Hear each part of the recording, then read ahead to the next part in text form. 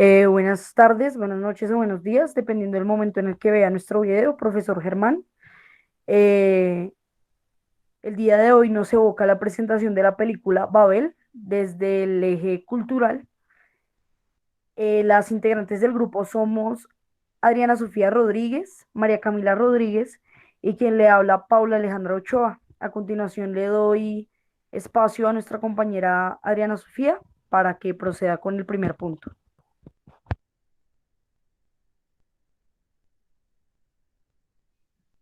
Interpretación y análisis de aspectos de la película.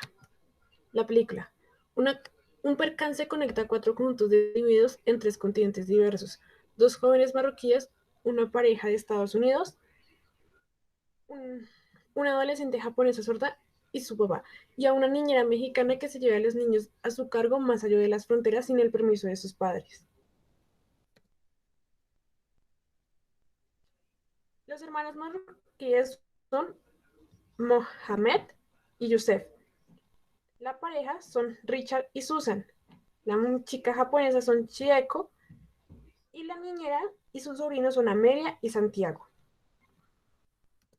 Esta película se desarrolla en Marruecos, Japón, Estados Unidos y México. ¿Qué sucede en Marruecos?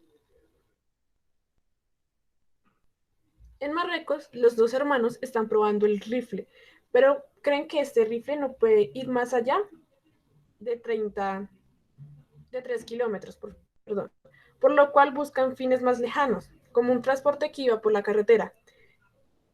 Ven un autobús a lo lejos y el menor alza el arma y apunta hacia el bus.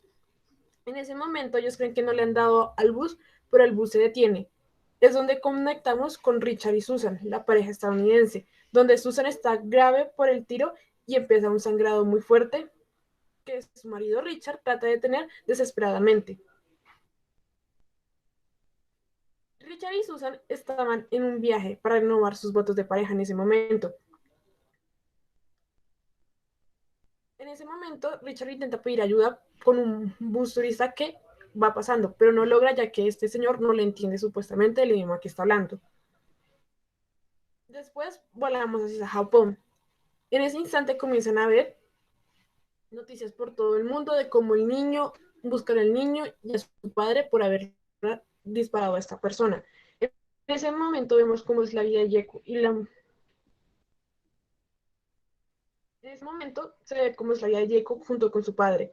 Es una niña sorda que juega voleibol y también le gusta ir mucho de fiesta.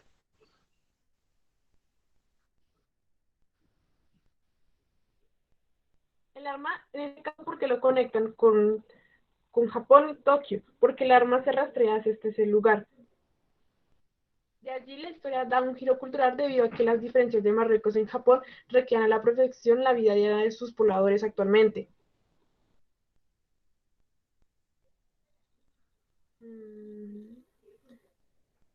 Después vamos a Estados Unidos y México, donde se desarrolló la historia de Amelia, Santiago y los hijos de Richard y Susan. Por eso ellos dos están conectados con los otros personajes. En este caso, llevan a los hijos de Richard y Susan de una manera ilegal a la boda de su sobrino. No obstante, al no tener una elección, llega un momento en que ellos se encuentran en una situación complicada, ya que cuando vuelven otra vez hacia Estados Unidos, el policía fronterizo les pide el permiso, pero ellos no tienen el permiso para tener los niños, así que deciden huir.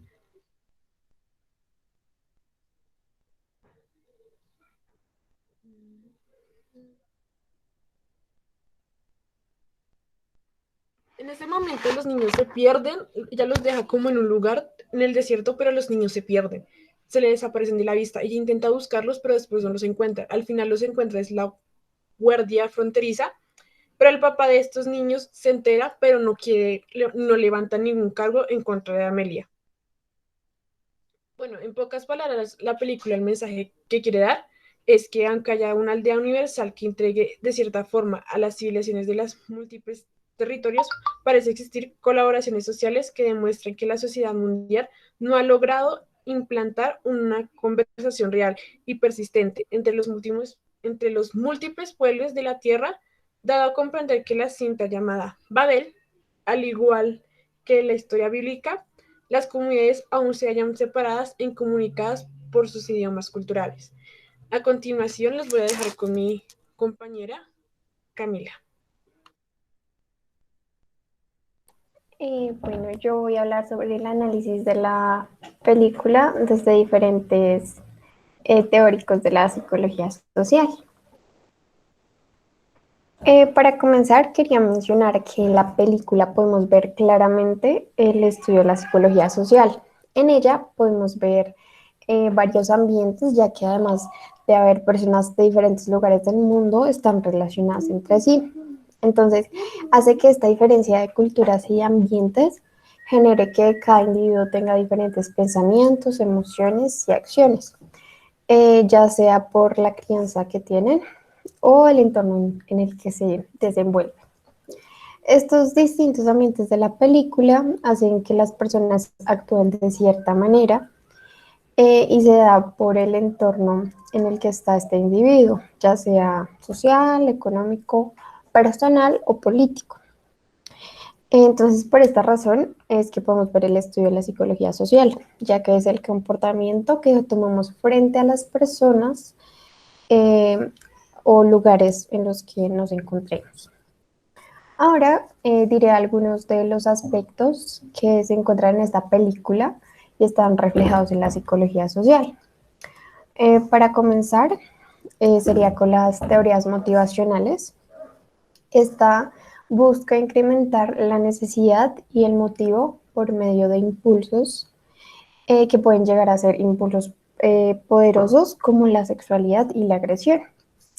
En la primera situación que lo vi fue en el momento en que uno de los turistas que iban con Susan y con Richard se da cuenta que las demás personas están cansadas y casi se están enfermando porque muchos de ellos son adultos mayores.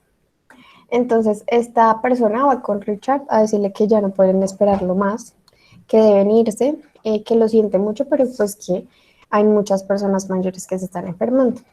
Esto hace que Richard tenga un impulso agresivo hacia él, ya sea por su sentimiento de preocupación o desesperación por su esposa, lo que hace que él solamente tenga la necesidad de salvarla.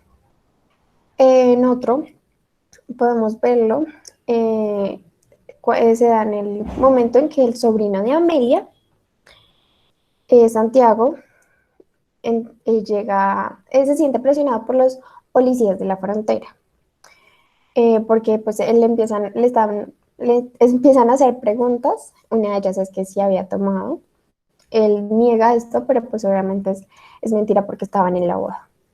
Entonces, él siente el impulso de escaparse porque sabe que tiene las de perder, entonces esto lo hace actuar de una forma agresiva. Luego seguimos con la teoría cognoscitiva. Esta atribuye a la conducta de un individuo por su ambiente social.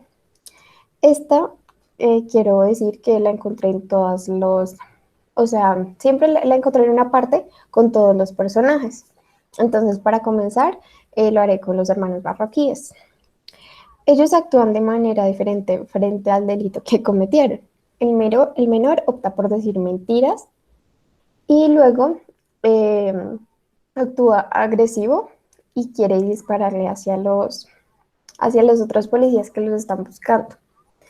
Mientras que el mayor opta por decir la verdad, se da en el momento en que le dice la verdad al padre, y luego quiere entregarse hacia los policías, aunque ya esto le haya costado la vida. Luego vamos a ir con la pareja estadounidense, con Susan y con Richard. Ellos están acostumbrados a estar en una casa limpia y la comida la sirven en lugares más pulcros. Esto a Richard no le afecta en lo absoluto, pero a Susan sí, porque ella es como un poco más psicorrígida. Luego vamos con Amelia, la mujer mexicana. En la película ella está en la boda del hijo. Entonces ella a veces actúa como una mujer alegre, baila, la pasa bien, está con un señor. Mientras que cuando estaba en Estados Unidos, Ella tenía que estar limpiando, arreglando la casa. Él se preocupaba por si la iban a dejar como salir en su tiempo libre. Entonces, pues igual era su obligación porque ella trabajaba en esto. Entonces ahí podemos ver cómo ella cambia su actitud según el entorno donde se encuentra. También ahí seguimos con relación a Amelia, que pues quiero mencionar al sobrino, que cuando se escapa de los policías en las fronteras. Entonces se puede ver que él actúa de esta manera por el entorno donde se encuentra, ya que como las personas mexicanas pasan la frontera estadounidense ilegalmente, entonces pues es algo muy común. Los policías tienen que ser un poco más rigurosos cuando un mexicano pasa. Entonces también, como antes se mencionó, Santiago había cometido como pequeños delitos. Él no quería volver a tener problemas, aunque pues esto no le sirve de nada porque igual logra ocasionar un gran problema y más hacia su tía. Y por último vamos con la chica japonesa. Algo que me llamó mucho la atención y donde podemos ver esta teoría es en su forma de vestir. O sea, podemos ver que ella utiliza faldas muy cortas, incluso en cierta parte de la película, bueno, en la mayoría, ella no utiliza ropa interior.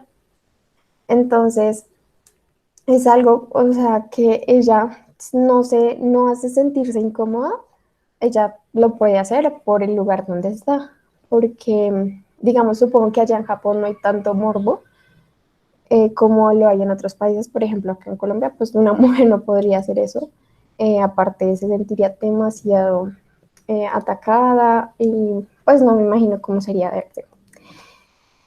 Y ahora voy con la teoría de la toma de las decisiones. Esta se caracteriza por las acciones que toma un individuo basándose en su coherencia, aunque algunas acciones no sean correctas. En el primer momento donde la vi se da cuando Santiago toma pues la decisión de huir, piensa que es algo coherente en ese momento, pero en realidad no es algo acertado y termina perjudicando a los demás. Segundo, también lo podemos ver cuando los turistas del bus deciden irse y dejar a Richard y a Susan, porque pues como son los turistas más mayores que los que se sienten deshidratados y enfermos, aparte también dicen que están en un lugar peligroso, entonces creen que es una decisión coherente, aunque dejen a esta pareja sin ningún transporte para irse en caso de emergencia. Luego vamos con la teoría de la reactancia. Esta se basa en que cuando una persona recibe algún mensaje que lo prive de su libertad, la reactancia motiva a rechazar este mensaje. Esta teoría la podemos ver en el momento en que el padre de los hermanos marroquíes se entera de lo que han hecho sus hijos y pues que la policía los está buscando. Aquí podemos ver cómo la reactancia los motiva a huir y no aceptar que se lo lleven. Otro caso pues también sería el de Santiago. Realmente podría estar, esta escena podría estar en muchas teorías, pero pues como ya la expliqué no la voy a repetir. Luego seguimos, por último, seguimos con la teoría de la cognición social, perdón. Es el estudio de los pensamientos que tenemos hacia los demás. Se ve mayormente en la impresión que tenemos de una persona al verla por primera vez. Esta teoría la podemos ver en las reacciones que tiene Susa con las personas de su viaje, en especial con los marroquíes. Como cuando uno quiere consumir los hielos porque le da miedo cómo sea el agua cómo está tratada el agua en ese lugar, o cuando el doctor quiere coserle su herida, ella se rehúsa, ella empieza a gritar como por miedo a que esto le vaya a causar alguna infección, algo así pienso yo. Ahora sí, por último iríamos con el poder social. Esta es la capacidad de un agente de influencia para afectar a alguien. Esta la podemos ver cuando los policías golpean y afectan a las personas con tal de encontrar la persona que le disparó a Susan. Para explicar un poco esta, es cuando los policías marroquíes están en la búsqueda, no sé si son los policías marroquíes, pero son los policías que están buscando a quien le disparó a Susan. Entonces ellos van como súper bravos abusando de su poder porque creen que tienen eh, la, la posibilidad de hacerlo. Entonces van y al que le vendió la pistola, perdón, la escopeta, al padre de los niños, entonces va y les comienzan a golpear a él y a su esposa con tal de sacar información. Y ya, muchas gracias. Los dejo con mi compañera Paula. Ok, perfecto. Bueno, entonces en el análisis de la realidad podemos inferir, em, bueno, prácticamente, digamos, todo lo que está relacionado con la globalización, los términos de la globalización, eh, digamos, en el contexto de la guerra. Entonces, podríamos señalar, por ejemplo, que dentro de la película, en los hermanos marroquíes están, digamos, bajo un contexto donde el manejo de armas es algo, digamos, natural, ¿no? Y hablar de las pedagogías de guerra en un contexto, digamos, globalizado, es un análisis de la realidad que podemos hacer. Entonces, para explicar un poco mejor esto, vamos con el apartado de prácticas culturales, donde entendemos, digamos, que se arraigan cierto tipo de características que lo que hacen es eh, caracterizar, valga la redundancia, las culturas digamos, conocemos. Por ejemplo, digamos, en China es normal quitarnos los zapatos para entrar a nuestra casa. Eh, en la India hay un templo de ratas y es normal orarle a las ratas. Y son prácticas culturales que se acoplan dentro de cada región y que cada quien adapta para pues vivir su día a día. Bueno, por otra parte, nos encontramos con los factores en el enriquecimiento cultural, que es el siguiente apartado. Si me colaboras con la diapositiva, porfa.